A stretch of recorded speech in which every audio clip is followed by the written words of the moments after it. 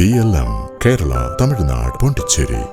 Vote നമ്മുടെ അവകാശം മാത്രമല്ല, ഒരു കടമ കൂടെയാണ്. നമുക്ക് ഇന്ന് കേരളത്തിൽ കാണാൻ സാധിക്കുന്നത് നല്ലവിധ ശതമാനം വോട്ടിംഗ് പെർസെൻറ്റേജ് വന്നിട്ടുണ്ട് എന്നുള്ളതാണ്. ആദ്യഘട്ടത്തിൽ തന്നെ നല്ലവിധ ശതമാനം വോട്ടിംഗ് പെർസെൻറ്റേജ് വന്നിട്ടുണ്ട്. അതുപോലെ തന്നെ രണ്ടാമത്തെ ഘട്ടത്തിലും തീർച്ചയായിട്ടും ജനങ്ങളുടെ ഭാഗത്ത് നിന്ന് എല്ലാവിധ പാർട്ടിസിപ്പേഷൻ ഉണ്ടാവുമെന്നുള്ളതാണ് നമുക്ക് പ്രതീക്ഷിക്കാനുള്ളത്. പിന്നെ നമ്മൾ നേരത്തെ മുതൽ തന്നെ പറഞ്ഞിട്ടുള്ള ഒരു കാര്യം, തദ്ദേശ സ്വയംഭരണ സ്ഥാപനത്തിൻ്റെ ഇലക്ഷൻ അതുപോലെ തന്നെ SIR കൃത്യമായിട്ട് രണ്ടായിട്ട് തന്നെ നടത്തണമെന്നുള്ളതാണ്. അതുപോലെ തന്നെയാണ് നമുക്ക് ഇന്നത്തെ ഒരു പ്രോഗ്രസ് നോക്കുമ്പോൾ നമുക്ക് മനസ്സിലാകാൻ സാധിക്കുന്നത്. കാരണം ഇപ്പോൾ ഏകദേശം SIRൽ തന്നെ 100% നമ്മൾ ഫോം വിതരണം ചെയ്തു. അതുപോലെ തന്നെ 98% നമുക്ക് ഡിജിറ്റൈസ് ചെയ്യാൻ കൂടി സാധിച്ചിട്ടുണ്ട്. പിന്നെ ഇപ്പോൾ 18 ഡിസംബർ വരെ നമുക്ക് സമയമുണ്ട്.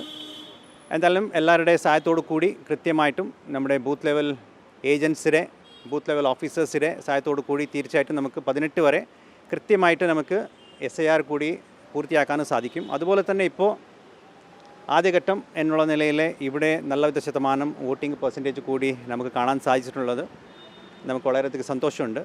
പിന്നെ രണ്ടായിട്ട് തന്നെ പോകുന്ന ഒരു സാഹചര്യമാണ് ഉണ്ടായിട്ടുള്ളത്. ഇതിലെ സ്റ്റേറ്റ് ഇലക്ഷൻ കമ്മീഷൻ പ്രത്യേകമായിട്ട് അഭിനന്ദിക്കാൻ ആഗ്രഹിക്കുന്നു. അതുപോലെ തന്നെ ഡിസ്ട്രിക്ട് ഇലക്ടറൽ ഓഫീസേഴ്സ് ആയിട്ടുള്ള ജില്ലാ കളക്ടർമാർ, എല്ലാ ഉദ്യോഗസ്ഥർ, എല്ലാ പോളിംഗിൻ്റെ സ്റ്റാഫ്, അതുപോലെ തന്നെ എല്ലാ ജനങ്ങളെ ഈ അവസരത്തിൽ അഭിനന്ദിക്കാൻ ഞാൻ ആഗ്രഹിക്കുന്നു. അതിനെനിക്കറിയില്ല, ഞാനിപ്പോൾ നമ്മൾ ശരിക്കും പ്രവർത്തിക്കുന്നത് നമ്മുടെ ഇലക്ഷൻ കമ്മീഷൻ ഓഫ് ഇന്ത്യയുടെ നിർദ്ദേശം അനുസരിച്ചിട്ടാണ്. തീർച്ചയായിട്ടും അതെന്താണ് നിർദ്ദേശം പറഞ്ഞത് അതുപോലെ തന്നെ നമ്മൾ പ്രവർത്തിക്കും. നേരത്തെ മുതൽ ആർക്കും ഒരു ആശങ്ക ഉള്ളതായിട്ട് നമുക്കറിയില്ല. കാരണം അതുകൊണ്ട് തന്നെയാണ് നമ്മൾ എല്ലാ പൊളിറ്റിക്കൽ പാർട്ടീസിൻ്റെ മീറ്റിങ്ങിൽ നമ്മുടെ പ്രോഗ്രസ് വിലയിരുത്തുന്നത്. അവിടെ ആൾക്കാരുടെ വന്നിട്ടുള്ള ഒരു സജഷൻസ് ഉൾപ്പെടുത്തിയിട്ടാണ് നമ്മൾ മുമ്പോട്ട് പോകുന്നത്. സോ അങ്ങനെ ഒരു ആശങ്ക ആർക്ക് വേണ്ട, അങ്ങനെ ഉണ്ടാവേണ്ട ഒരു ആവശ്യമോ ഇല്ല എന്നുള്ളതാണ് നമ്മുടെ ഒരു നിലപാട്.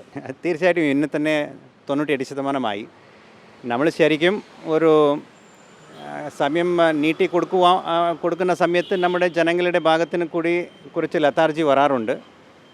ഇപ്പോൾ എസ്പെഷ്യലി നമുക്ക് 2% ഫോം തിരികെ ലഭിക്കാത്തതാണ് നമുക്ക് ബാക്കിയുള്ളത്. അത് നമുക്ക് മനസ്സിലായിട്ടുള്ളത് അർബൻ ഏരിയാസിലുള്ള ഒരു പ്രോബ്ലമാണ്.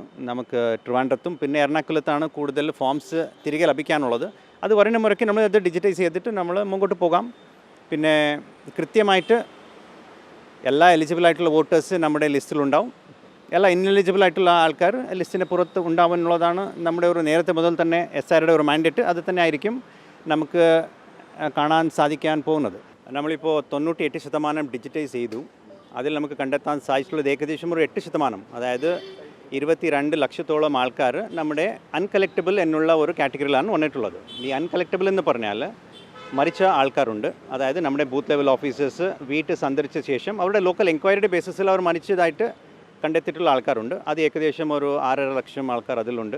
പിന്നെ ഡ്യൂപ്ലിക്കേറ്റ്സ് ഉണ്ട്, ഒരു 1.5 ലക്ഷം ഡ്യൂപ്ലിക്കേറ്റായി വന്നിട്ടുള്ള ആൾക്കാരുണ്ട്. പിന്നെ അൺട്രേസബിളായി, അതായത് ആബ്സെൻറ്റ് എന്നാണ് നമ്മൾ വിളിക്കുന്നത്. നമ്മൾ വീട്ടിലേക്ക് പോകുന്നു, വെയിറ്റ് പൂട്ടിയിട്ടുണ്ടാവും, ആൾ കാണുന്നില്ല. തൊട്ടടുത്തുള്ള ആൾക്കാരുടെ ഒരു എൻക്വയറിയുടെ ബേസിസിൽ അവർക്ക് മനസ്സിലാക്കുന്നത് ഈ ആൾ പെർമനൻ്റായിട്ട് ഷിഫ്റ്റ് ചെയ്തിട്ടുണ്ടാവും, ഇല്ലെങ്കിൽ ഇവിടെ താമസിക്കുന്ന ആളല്ല എന്നുള്ളത് അവർക്ക് ഉറപ്പുവരുത്തിയ ശേഷമാണ് ഈ കാറ്റഗറിയിലേക്ക് ഇവർ കൊണ്ടുപോയിട്ടുള്ളത്. ഇപ്പോൾ നമ്മുടെ എല്ലാ പൊളിറ്റിക്കൽ പാർട്ടീസോട് നമ്മൾ ആവശ്യപ്പെട്ട് കൊണ്ടിരിക്കുന്ന ഒരു കാര്യം, ഈ ASD ലിസ്റ്റ്, അതായത് ആബ്സെൻറ്റ്, ഷിഫ്റ്റഡ്, ഡിലീറ്റഡ്, ഡെത്ത്, അങ്ങനെയുള്ള ആൾക്കാരുടെ ലിസ്റ്റ് ബൂത്ത് ലെവൽ ഏജൻറ്റ്സ് എല്ലാ ബൂത്തിലും പരിശോധിക്കണം എന്നുള്ളതാണ് നമ്മൾ അവരോട് ആവശ്യപ്പെട്ടിട്ടുള്ളത്. അതായത് booth level officer, booth level ഏജൻസിയുടെ ഒരു മീറ്റിംഗ് നടക്കണം. ആ മീറ്റിങ്ങിലെ നമ്മുടെ ഈ ലിസ്റ്റ് അവരുടെ മുൻപ് നമ്മൾ അവതരിപ്പിക്കും. അവർക്ക് ആരെങ്കിലും കണ്ടെത്താൻ സാധിക്കുകയാണെങ്കിൽ അത് കണ്ടെത്തി വരട്ടെ, അത് നമുക്ക് പിന്നെ മാറ്റങ്ങൾ കൊണ്ടുവരാം നമ്മുടെ ലിസ്റ്റിലോട്ട്. ഇല്ലെങ്കിൽ നമുക്ക് അങ്ങനെ തന്നെ നിലനിർത്തേണ്ടി വരും. സോ അത് തന്നെയാണ് നമ്മൾ ഇവിടെ ഉദ്ദേശിക്കുന്നത്. അത് തന്നെയാണ് ഇലക്ഷൻ കമ്മീഷനുടെ ഒരു നിർദ്ദേശമുള്ളത്. ഈ ലിസ്റ്റ് നമ്മൾ നേരത്തെ തന്നെ ബൂത്ത് ലെവൽ ഏജൻസിന് കൈമാറണം. അതുപോലെ തന്നെ നമ്മൾ ഈ ലിസ്റ്റ് വെബ്സൈറ്റ്സിലും പ്രസിദ്ധീകരിക്കണം. ആൾക്കാർ കണ്ടെത്താൻ സാധിക്കുകയാണെങ്കിൽ അത് ആ മാറ്റങ്ങൾ നമുക്ക് കൊണ്ടുവരാം. അതിൽ ഒരു പ്രയാസമൊന്നുമില്ല. അതുകൊണ്ട് തന്നെയാണ് നമ്മൾ എല്ലാ പൊളിറ്റിക്കൽ പാർട്ടീസോടും നമ്മൾ ആവശ്യപ്പെടുന്നത് ഈ BLO BLA മീറ്റിംഗ്സ് എല്ലാ ബൂത്തിലും നടക്കണം എന്നുള്ളത്. അത് തന്നെയാണ് അവർക്ക് കണ്ടെത്താൻ സാധിക്കുകയാണെങ്കിൽ പ്രശ്നമില്ല. ഇത് ഒരു ഡ്രാഫ്റ്റ് ലിസ്റ്റാണ്. അത് കണ്ടിട്ടും കണ്ടെത്താത്ത ആൾക്കാരും പിന്നീട് വരുവാണെങ്കിൽ അത് നമുക്ക് തിരുത്തി കൊടുക്കാം. അത് ഒബ്ജക്ഷൻ സമയത്ത്, ക്ലെയിംസ് ആൻഡ് ഒബ്ജക്ഷൻ സമയത്ത് അത് കൂട്ടിച്ചേർക്കാം. പിന്നെ നമ്മുടെ ഈ നിയമസഭയുടെ ഇലക്ഷൻ പ്രഖ്യാപിച്ച ശേഷം ലാസ്റ്റ് ഡേ ഓഫ് നോമിനേഷൻ വരെ ഈ അഡീഷന്, ഡിലീഷന്, ഷിഫ്റ്റിങ് നമുക്ക് ചെയ്യാൻ സാധിക്കും. അതാണ് നിയമം. അപ്പോൾ വേണമെങ്കിലും അവർക്ക് കൂട്ടിച്ചേർക്കാം, ഇല്ല ഡിലീറ്റ് ചെയ്യണമെന്നുണ്ടെങ്കിൽ ഡിലീറ്റ് ചെയ്യാം. അങ്ങനെ നമുക്ക് ആ സമയത്ത് വരെ നമുക്ക് ചെയ്യാം. ആ അവസാനത്തായിരിക്കും ഒരു marked copy of electoral roll വരാൻ പോകുന്നത്. അതാണ് നമ്മൾ ഇലക്ഷനിലോട്ട് കൊണ്ടുപോകുന്നത്. അതുവരെ ഇപ്പോൾ ഡ്രാഫ്റ്റ് വരുന്നു, ക്ലെയിംസ് ആൻഡ് ഒബ്ജക്ഷൻ സമയമുണ്ട്, 1 മാസമുണ്ട്. പിന്നെ ഹിയറിംഗ് ഉണ്ടാവും, പിന്നെ ഫൈനൽ ലിസ്റ്റ് വരുന്നു. ആ ഫൈനൽ ലിസ്റ്റ് വന്ന ശേഷം ലാസ്റ്റ് ഡേ ഓഫ് നോമിനേഷൻ വരെ ആൾക്കാർക്ക് സമയമുണ്ട് കൂട്ടിച്ചേർക്കാനും ഡിലീറ്റ് ചെയ്യാനും ഷിഫ്റ്റ് ചെയ്യാനും. അത് നമുക്ക് ആ ഒരു സമയം എല്ലാവരും വിനിയോഗിക്കണം എന്നുള്ളതാണ് നമുക്ക് എല്ലാവരോടും അഭ്യർത്ഥിക്കാനുള്ളത്. അത് അവർ എലിജിബിൾ ആണെങ്കിൽ അങ്ങനെ പങ്കെടുക്കാം. ഇപ്പോൾ നമ്മൾക്ക് ട്രേസ് ചെയ്യാൻ സാധിച്ചിട്ടില്ല. ഫൈനൽ ലിസ്റ്റ് കഴിഞ്ഞിട്ടും അവർക്ക് ട്രേസ് ചെയ്യാൻ നമുക്ക് സാധിച്ചിട്ടില്ലെങ്കിൽ നിയമാനുസൃതം അവർ എലിജിബിൾ ആണെങ്കിൽ ലാസ്റ്റ് ഡേ ഓഫ് നോമിനേഷൻ വരെ അവർക്ക് അപ്ലിക്കേഷൻ കൊടുക്കാം. അവരുടെ അപ്ലിക്കേഷൻ നമ്മുടെ EROs അത് പരിശോധിക്കും. എലിജിബിൾ ആണെങ്കിൽ അത് കൂട്ടിച്ചേർക്കും. മെമ്പർമാരുടെ നിക്ഷേപങ്ങൾക്ക് ഉയർന്ന ലാഭവിഹിതം നൽകുന്ന കേന്ദ്ര സർക്കാർ സഹകരണ രജിസ്ട്രേഡ് സൊസൈറ്റി ഭാരത് ലജ്ന multi state housing cooperative society limited.